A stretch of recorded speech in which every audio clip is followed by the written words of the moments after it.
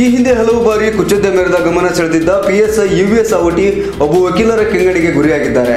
ಅಥಣಿ ಪಟ್ಟಣದಲ್ಲಿ ಪಿಎಸ್ಐ ವಿರುದ್ಧ ನ್ಯಾಯವಾದಿಗಳು ರಸ್ತೆಗೆ ಇಳಿದರು. ಕಕ್ಷಿದಾರನ ದೂರು ದಾಖಲಿಸಲು ವಿಳಂಬ ಮಾಡಿದ ಕಾರಣ ಕೇಳಿದ್ದಕ್ಕೆ ನ್ಯಾಯವಾದಿಗೆ ಅಥಣಿ ಪಿಎಸ್ಐ ಅವಾಚ್ಯ ಶಬ್ದಗಳಿಂದ ನಿಂದಿಸಿದ್ದಾನೆ ಎಂದು ಆರೋಪಿಸಿ ನ್ಯಾಯವಾದಿಗಳು ಅಸಮಾಧಾನ ವ್ಯಕ್ತಪಡಿಸಿದರು.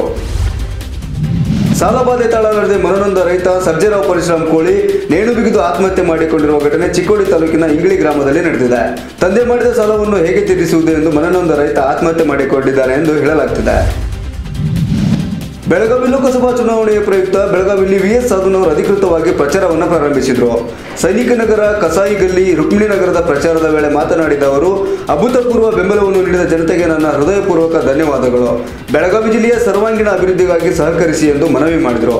ಈ ಸಂದರ್ಭದಲ್ಲಿ ಮಾಜಿ ಶಾಸಕ ಫಿರೋಜ್ ಸೇಠ್ ಮತ್ತು ಎಲ್ಲ ಕಾಂಗ್ರೆಸ್ ಜೆಡಿಎಸ್ ಪಕ್ಷದ ಕಾರ್ಯಕರ್ತರು ಉಪಸ್ಥಿತರಿದ್ದರು. ಬೆಳಗಾವಿ ಲೋಕಸಭಾ ಚುನಾವಣೆಯ ಪ್ರಯುಕ್ತ ಕಾಂಗ್ರೆಸ್ ಹಾಗೂ ಜೆಡಿಎಸ್ ಮೈತ್ರಿಕೂಟದ ಅಭ್ಯರ್ಥಿಯಾದ ಡಾಕ್ಟರ್ ವಿಎಸ್ ಸಾಧುನವರ ಪರವಾಗಿ ಗ್ರಾಮೀಣ ಶಾಸಕಿ ಲಕ್ಷ್ಮೀ ಹೆಬ್ಬಾಳ್ಕರ್ ಪ್ರಚಾರ ನಡೆಸಿದರು.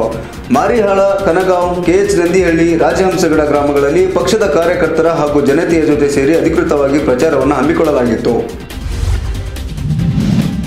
ಬೆಂಗಳೂರು ದಕ್ಷಿಣ ಕ್ಷೇತ್ರದ ಬಿಜೆಪಿ ಅಭ್ಯರ್ಥಿ ತೇಜಸ್ವಿ ಸೂರ್ಯ ತುಮಕೂರಿನ ಸಿದ್ಧಗಂಗಾ ಮಠಕ್ಕೆ ಭೇಟಿ ನೀಡಿ ಶಿವಕುಮಾರ ಶ್ರೀಗಳ ಗದ್ದುಗೆಗೆ ಪೂಜೆ ಸಲ್ಲಿಸಿ ಸಿದ್ಧಲಿಂಗ ಶ್ರೀಗಳ ಆಶೀರ್ವಾದ ಪಡೆದರು. ಹುಬ್ಬಳ್ಳಿಯ ಕೇಶವಾಪುರ ಪೊಲೀಸರು ಕಾರ್ಯಾಚರಣೆ ನಡೆಸಿ ಬೈಕ್ ಕಳ್ಳನ್ನು ಹಿಡಿಯಲು ಯಶಸ್ವಿಯಾಗಿದ್ದಾರೆ. ಬಂಧಿತ ಆರೋಪಿ ಶಂಕರ್ ಅಂಬಿಗರ್ ಈಶ್ವರ ನಗರದ ನಿವಾಸಿಯಾಗಿದ್ದು ಆತನಿಂದ 6 ಬೈಕ್ಗಳನ್ನು ಹಿಡಿಯುವಲ್ಲಿ ಸಫಲರಾಗಿದ್ದಾರೆ.